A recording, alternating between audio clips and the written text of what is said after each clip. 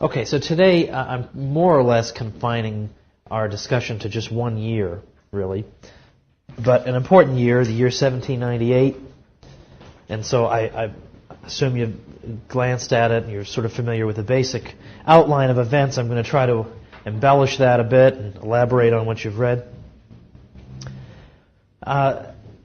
We start in this, looking at 1798, with just an observation that the events that transpire here and the ideas that are put forth were not confined to the year 1798, but reverberated over the next several decades. And the ideas that became known as the Principles of 98, of course 1798, influenced American history all the way up through the Civil War. So this is not just a fluky incident that we're spending time on. I spend time on it because it's important. And it recurs in American history. These ideas keep coming up. But at the same time, they're ideas that most textbooks disregard altogether. So, what is so big about 1798? What's exactly going on? Well, basically we've got two things. We've got the Alien and Sedition Acts, and then we have the Virginia and Kentucky resolutions in response to them. The Alien and Sedition Acts were a series of acts passed by the Congress, signed by President John Adams, whose purpose was to make it easier for the United States government to carry on what was known as the quasi-war with France. The quasi-war with France refers to a period of the relationship between the United States and France that was very cold, to say the least, in the late 1790s, and that involved a series of occasional on-again, off-again naval clashes between the two countries. Relations between the two countries had deteriorated really ever since the American state, colonies, and then states had reached a separate peace with Britain and had grown more and more friendly to the British over time. The French had grown more alienated. There are a variety of reasons for the hostility. For our purposes, the point is that there was hostility between the United States and France, such that I typically point out that President John Adams was often seen in public with a sword at his side, as if to indicate to people that the country was on some kind of a war footing. Well, the Alien and Sedition Acts were intended, among other things, to criminalize speech that was derogatory about the U.S. government, to criminalize speech that might cast this war effort in negative terms, or that might simply cast the United States government in a negative light, that might bring it into disrepute among the population. So the Alien Acts involved immigrants and people who were not U.S. citizens, and empowered the president, among other things, to deport enemy aliens when the United States was at war with some country.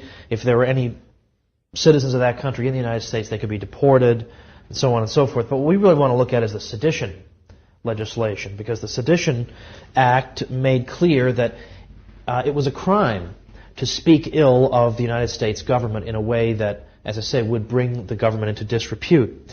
And it seems that that's obviously a violation of the First Amendment protection of the freedom of speech. It wasn't obvious at the time. There was a consensus of opinion in 1798 that the First Amendment did not cover seditious speech, that if you were saying something that will tend in a very serious way to bring the government to disrepute, this is not covered by the First Amendment.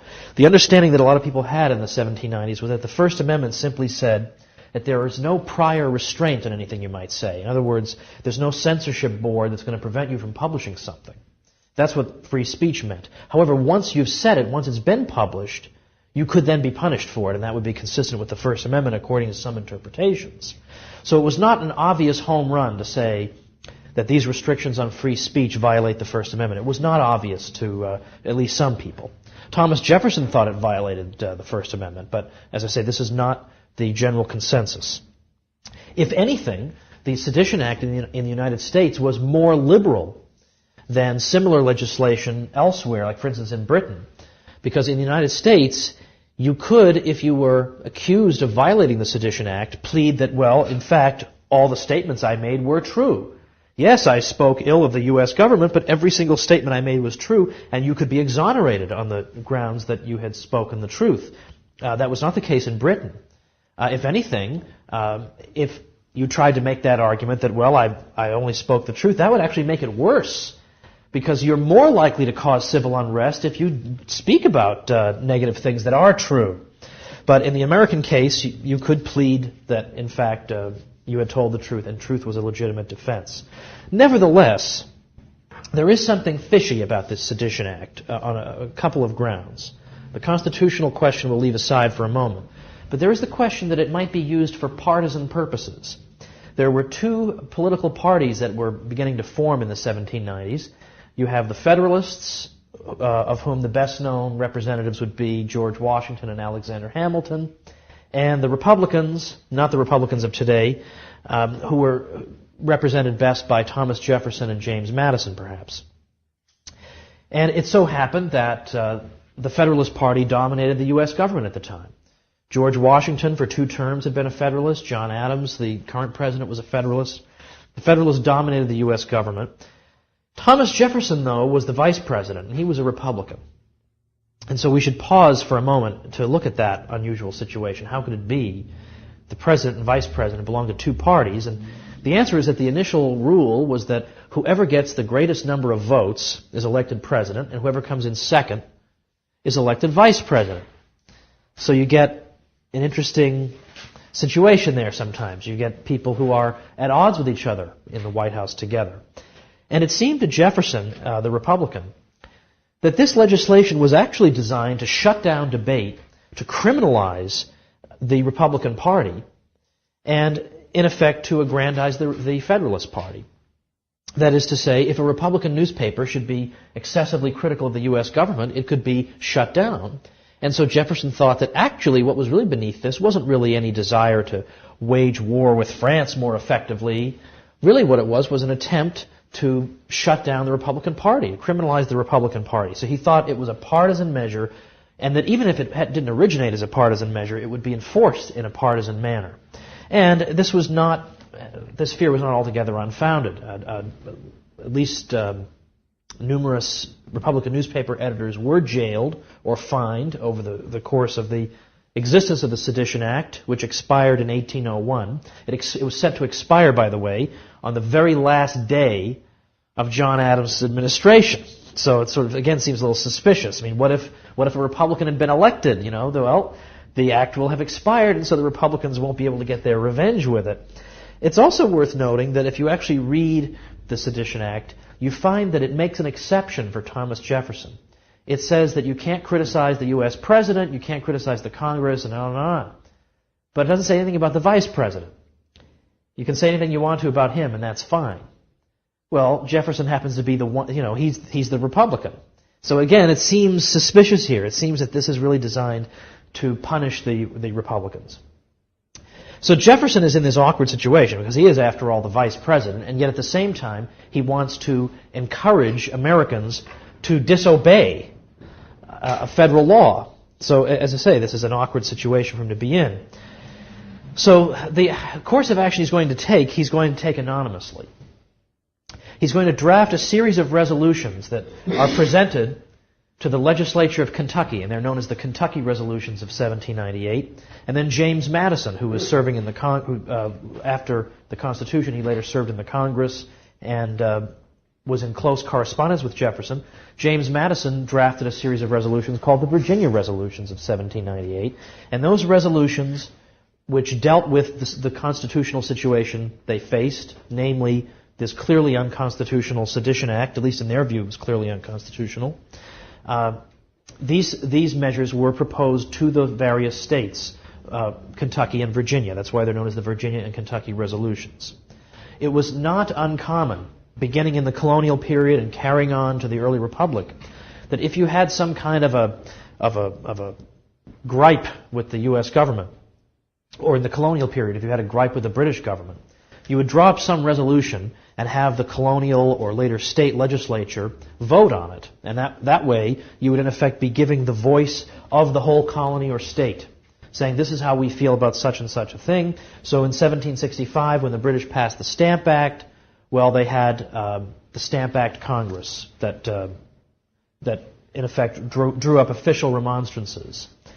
You have other examples of this. You have the Virginia Resolves also at the time of the Stamp Act.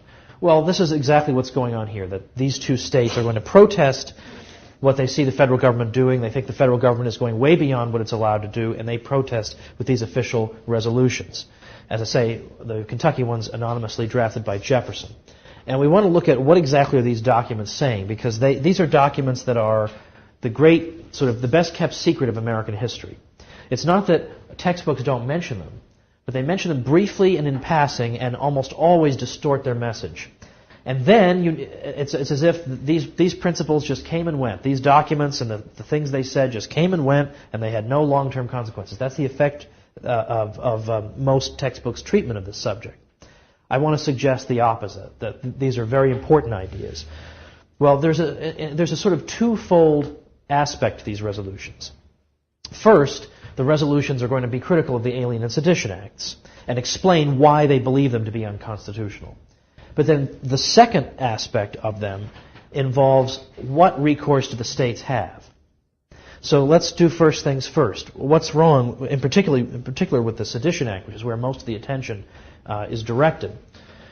Well, there are two main arguments that are made against the Sedition Acts. Number one is the argument about the freedom of speech. There were some people who did believe that this violated the First Amendment's protection of the freedom of speech. So that argument is cited. But in case you need more evidence that there's something wrong with the Sedition Act, there's another argument that's used. And that argument comes from not the First Amendment, but the Tenth Amendment. The Tenth Amendment to the Constitution was referred to by Jefferson as the cornerstone, the foundation stone of the whole document. That Tenth Amendment had said that any power that the states have not delegated to the federal government is reserved to the states and to the people. So, in other words, unless some power is spelled out in the Constitution, the assumption is the federal government does not have it. It has only those powers that are expressly delegated to it. Now, that's in effect the message of the Tenth Amendment. Well, how does Jefferson use that? Well, Jefferson says, if the federal government has only the powers that the states have given to it, the Sedition Act is unconstitutional on that ground as well. Because when did the states give the federal government the power to suppress speech? Is it listed anywhere in the Constitution among the federal government's powers that it has the power to suppress free speech? No. So it violates the Tenth Amendment as well. So this is the basic constitutional argument. But now we get to the more important issue, because the more important issue here goes well beyond any one passing series of legislative acts. It's the principles that are at stake here. And so I want to lay out what Thomas Jefferson's principles are. Basically, we might list four. I don't know if there are four of them. He didn't number them. I'm just trying to think of his whole way of thinking and see if I can come up with a number. Let's see if I can confine it to four. Okay, and these would be basically what we might call the principles of 98. The first of these would be that the United States government and the Constitution that established it, both of these things were established by representatives of the states. That the states gathered in 1787 and drew up the Constitution, and then those states, one by one, those states ratified the Constitution. So the states created the federal government. They were there first. Secondly, the states gave to the federal government limited powers. Okay, the states delegated certain powers to the federal government. Those powers are listed in Article 1, Section 8. And they reserved the remainder of the powers to themselves. In Federalist Number 45, for example, James Madison said that the powers granted to the federal government by the states are few and defined. Those were his words. Whereas the powers that remained with the states were numerous and indefinite. Okay, I believe that's two principles. The third would be that if the federal government should then exercise a power that has not been delegated to it, if it should, in other words, violate the 10th Amendment, then the states need to be able to have some defense mechanism. They need to be able to defend themselves against this exercise of authority, of this illegitimate exercise of authority by the federal government. And then finally, my number 4 would be that The way the states should do this is by using a mechanism called nullification or interposition. And obviously it's this fourth principle that we need to elaborate on. The other ones are straightforward enough. The states create this federal government, they endow it with certain relatively few enumerated powers, and they reserve the remainder of the powers to themselves, and that if the federal government should go beyond its legitimate powers given to it by the states have to have a defense mechanism, and that defense mechanism is nullification or interposition. Before defining these terms, I want to entertain other possible ways the states might have resisted unconstitutional exercises of federal power, and consider why Jefferson rejects these and opts instead for the nullification option. One possibility would be that the states could just secede from the Union. If the federal government is going beyond its powers, they could secede from the Union. Jefferson believes this is too extreme of a measure, although, and this drives certain people crazy, so I'm going to say it on recording. Jefferson did believe that the states had the power to secede because he said this on several occasions. In fact, in 1798, he had acquaintances, for example, his friend John Taylor, actually took the position that Virginia should secede over the Alien and Sedition Acts. And Jefferson replied that the time for secession has not yet come. Has not yet come. So he's not ruling it out altogether, but he's saying that it's an extreme measure to deal with just one problem. If the federal government has gone beyond its legitimate powers one time, surely it's an extreme measure to secede from the Union altogether and forfeit the benefits that he believed accrued to the states from being in the Union. Plus, the states haven't done anything wrong. Why should they be the ones who have to leave? So it seems, and then once the protesting states have left, there'll be nobody left to protest this hideous act of tyranny. So secession was too rash a measure, according to Jefferson, but not one that could be ruled out altogether. Another possibility would be the other end of the scale, which would be not to resist at all, just more or less to accept this. But this is no solution either, because then you're just encouraging them. They get away with one unjustified exercise of power, then how many more are they going to attempt? So that's no approach either. You could petition the Congress for a redress of your grievance, but that may not work. I mean, you're petitioning the very Congress that imposed the thing on you. That's not liable to work. You could wait and vote for another person to be president, or you could vote for new congressmen. But for one thing, the election could be years away, and meanwhile the federal government is doing all kinds of damage with its unconstitutional exercise of power. There's also the fact that, sometimes you vote for people and they're not that good. Like the people who win are kind of bad, and they do bad things. So elections don't necessarily solve your problem. And then finally, the obvious solution that is probably at the forefront of our minds here is, why don't you consult the Supreme Court? I mean, let the Supreme Court get into the discussion and have the Supreme Court rule on the Alien and Sedition Acts. But the difficulty here is twofold. The first is that the Supreme Court is full of Federalists, of course. They've all been appointed by Federalist presidents. So if you were to ask them how they feel about it, they're going to uphold it, almost certainly. So that's not going to win. And the second difficulty from Jefferson's point of view is Jefferson had a view of the Supreme Court that will sound surprising to modern ears. But Jefferson was very uncomfortable with the idea that the Supreme Court should have a monopoly on interpreting the Constitution. Because then, we all know what happens with monopolies. They lead to corruption and abuse of power. Well, that's no less true for the Supreme Court than for any other entity in society. So if they have a monopoly on interpreting the Constitution, what you're really saying is that this small handful of people, in effect, is running the country. If they get to interpret the Constitution and no one can dissent from their interpretation, well, what if they interpret it badly? What do we do then? That's too much power to grant them. Jefferson envisioned the Supreme Court's role as being primarily an advisory body, simply using its accumulated store of legal knowledge to render impartial judgments about particular acts. But they could not, in Jefferson's view, simply say, this is the interpretation of the Constitution, everybody has to accept it. Jefferson believed that all three branches of the federal government, not just the judicial, but also the legislative and the executive, all three branches had the power to interpret the Constitution. So even if, let's suppose that the Supreme Court says Act X, Y, or Z is perfectly constitutional, there's nothing wrong with it, according to Jefferson, the president nevertheless has every right to say, well, I'm vetoing it anyway because I believe it's unconstitutional. Okay, all three branches have to be able to interpret the Constitution. So he wouldn't just resort to the Supreme Court either. So the only real recourse that's remaining here is this idea of nullification or interposition. So what that idea basically boils down to is this very simple sentence, which is that if the U.S. government exceeds its powers under the Constitution, then a state has the right to nullify, that is, to declare null and void within that state any act that goes beyond the federal government's constitutional powers. So the federal government passes an unconstitutional law. Nullification says a state can declare that law to be unconstitutional and for that reason refuse to enforce it. That's the principle in a nutshell.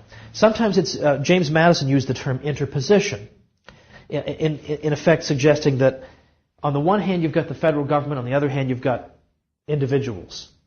But in between the two you have the state governments. And the state governments, in a case like this, should interpose between the federal government and their people to protect them from this usurped power. That's the idea of interposition. I mean, almost as if you're going to, there's a bulldozer who's going to knock down your house. Lying down in front of the bulldozer would be like interposition. Okay, that's probably not going to work, but that's what the idea is all about. So that's nullification and interposition. Now that sounds extremely radical and hopelessly unworkable, right? Because it sounds like what's likely to happen is that the states are just going to nullify all the government's laws, and then nothing would ever get done. Well, some of us would be inclined to say, well, so what? Half these laws are crummy anyway. But it's a serious objection and it deserves to be entertained. But, one of the answers that was offered by other people who've supported nullification into the 19th century was, okay, so what of it? Suppose that nullification does create some inconveniences. Suppose we have some state that nullifies a federal law. What's the big problem? What's the big problem? Well, that is an inconvenience. We've got a state that's not following a federal law. Granted. But what's the alternative to this? What's the alternative? Is the alternative that we don't have nullification and the federal government does something that's unconstitutional, we do nothing?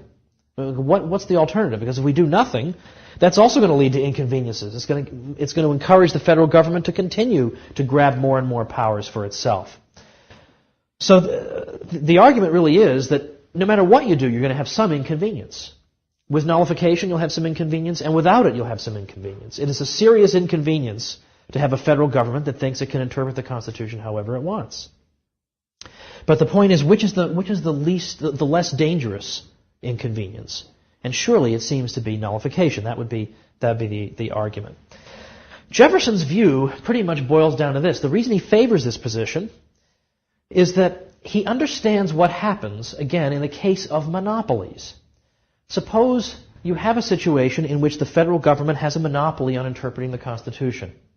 And the states don't get to say anything about what the Constitution means. Only the federal government gets to interpret it.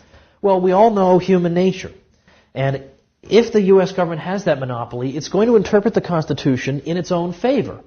And so over time, more and more powers are going to accrue to the central government, and the states will find themselves more and more eclipsed. This was Jefferson's position, that you don't have two parties to a contract where only one party is allowed to interpret the terms, because that party will abuse the other party.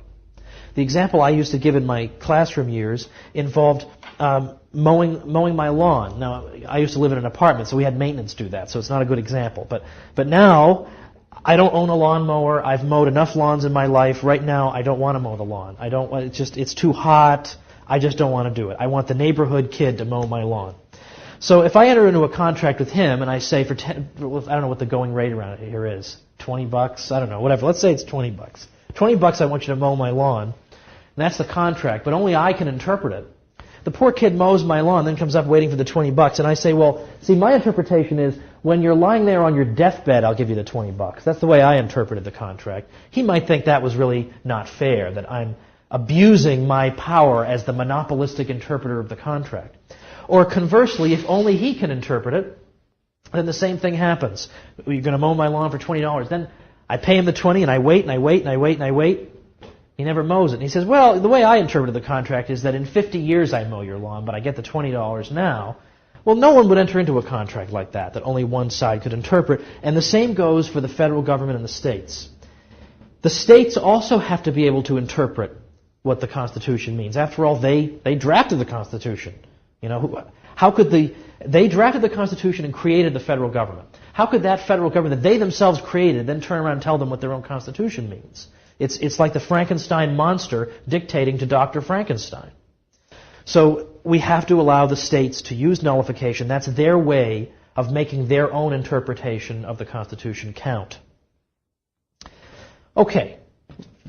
That's a sort of overview of the principles of 98. So Jefferson and Madison proposed these ideas in the Virginia and Kentucky resolutions. Now later on, by the way, in later years, you may read about this, I don't know, but in later years, like in the 1830s, as Madison, Jefferson died in 1826, and then Madison died in the early 1830s, but as he was toward the end of his life, he began to really repudiate anything from his earlier life that had seemed like it was sort of radical and in favor of the states.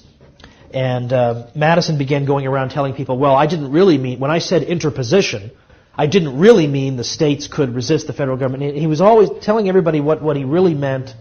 Well, what's really happening is that as Madison was about to leave this life, he favored a stronger central government, and so he didn't want to, he wanted to reinterpret what he had done. But the fact is that at the time, he clearly did say the states should have the power to interpose to arrest the progress of the evil being the exercise of unconstitutional power. He did say that at the time, and a lot of people kind of laughed at his sort of lame attempts in the 1830s to say, well, I didn't really mean that, I really meant this.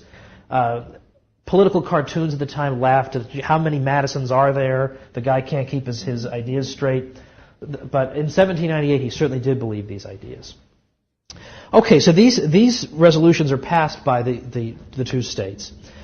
Well, as time goes on, by 1801, the Jefferson is elected president in 1800. By 1801, the Alien Sedition Acts go out of existence; they expire, or the Sedition Act expires. Jefferson takes over; he pardons anybody who has been imprisoned under the terms of the Sedition Act, and then life goes on. But what became of the principles of 98? What happened with these principles? Well, in the short run, they did not get a very welcome reception in the rest of the country. Virginia and Kentucky were hoping that some of the other states might respond to their resolutions and respond certainly favorably, they hoped, and give their own views on the matter. Well, most states ignored the Virginia and Kentucky resolutions, and when they did respond to them, it was to respond in the negative, to say that these are irresponsible ideas that are going to create chaos. Well, we've all heard the expression that actions speak louder than words. It's true that the New England states in 1798 were all up in arms about the Virginia and Kentucky resolutions. But in 1807, when the federal government was oppressing them, what principles did New England start appealing to? Well, the principles of 98. The principles that not 10 years earlier they had told everybody were dangerous, irresponsible, chaotic. They themselves began to have recourse to them. For instance, in 1807, it's not fortuitous that I picked that date, 1807 was the date that Thomas Jefferson imposed an embargo in the United States.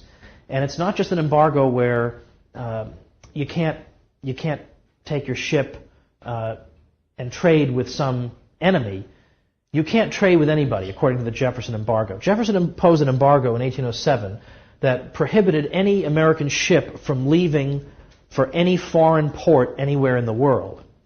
And the reason for that was that Britain and France were harassing American shipping, and Britain was impressing sometimes Americans into the service of the British Navy. And to protest these actions on the part of these countries, Jefferson, in effect, discontinued American trade with them on the grounds that perhaps if they're deprived of American trade, they will realize the error of their ways. They'll stop harassing Americans in order to get the embargo lifted. But Jefferson didn't simply say you can't trade with Britain or France. He said you can't leave for any foreign port anywhere.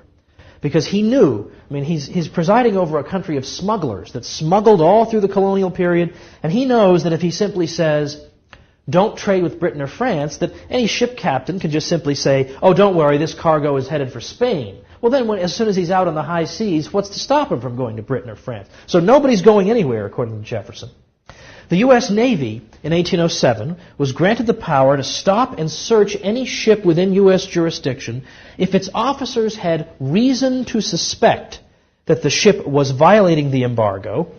Customs officials were authorized to detain any vessel whenever, in their opinion, the intention is to violate or evade any provisions of the acts laying an embargo. So, if they have a suspicion that you might be intending to violate the embargo, they can seize your ship indefinitely. Well, this is very far short of the usual probable cause requirement that would typically govern the issuing of warrants for searches and so on. Well, New England was particularly hard hit by this embargo because, of course, they rely on foreign commerce. They're involved in foreign commerce or in proximate fields. And here is where the opposition to the embargo was concentrated. In fact, here is where Jefferson gets the angriest letters of his whole presidency. Jefferson's one of these guys who saves everything, never throws anything away. So we have tons and tons of letters that ordinary people wrote to Thomas Jefferson. He would pretty much answer your letter as long as you weren't insulting him. And the letters he starts getting from New England during this period are really, really bitter. Like, you're the biggest jackass, pardon my language, but it's actually worse language than that, who ever served as president. You should go hide yourself away and not show yourself in public. Your presidency's a disaster. One letter even said, I have just paid 4 of my friends $300 to shoot you if you don't lift the embargo. He gets this letter in the mail. So there's real opposition to this. Well, interestingly, a federal district court ruled in 1808 that the embargo was perfectly constitutional. But what did the Massachusetts legislature say? Both houses of the Massachusetts legislature declared the Embargo Acts to be, quote, in many particulars unjust, oppressive, and unconstitutional. And then we could hear the principles of 98 here. These are northern states now that were telling us, oh, these are terrible principles. While this state, namely Massachusetts, maintains its sovereignty and independence, all the citizens can find protection against outrage and injustice in the strong arm of the state government. And the embargo, they went on to say, was not legally binding on the citizens of this state. A New York congressman explicitly mentioned the principles of the Virginia and Kentucky resolutions and then said, why should not Massachusetts take the same stand that Virginia and Kentucky took when she thinks herself about to be destroyed? A Connecticut congressman said, if any state legislature had believed the act to be unconstitutional, would it not have been their duty not to comply? The state legislatures, this Connecticut congressman continued, whose members are sworn to support the Constitution, may refuse assistance, aid, or cooperation if they believed an federal act was unconstitutional. The Connecticut governor, Jonathan Trumbull, shared these views. He said, whenever our national legislature is led to overleap the prescribed bounds of their constitutional powers, on the state legislatures in great emergencies devolves the arduous task. It is their right.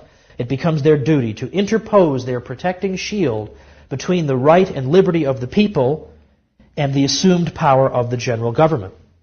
The General Assembly of Connecticut passed a resolution that directed all executive officials in the state not to afford, quote, any official aid or cooperation in the execution of the act aforesaid.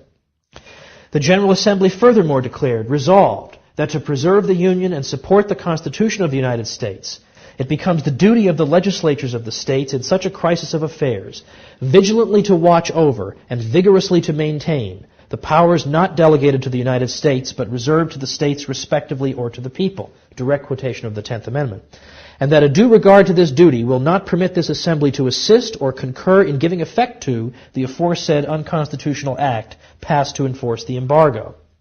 When the embargo was at its end, Rhode Island declared that her legislature possessed the duty, quote, to interpose for the purpose of protecting the people of Rhode Island from the ruinous inflictions of usurped and unconstitutional power.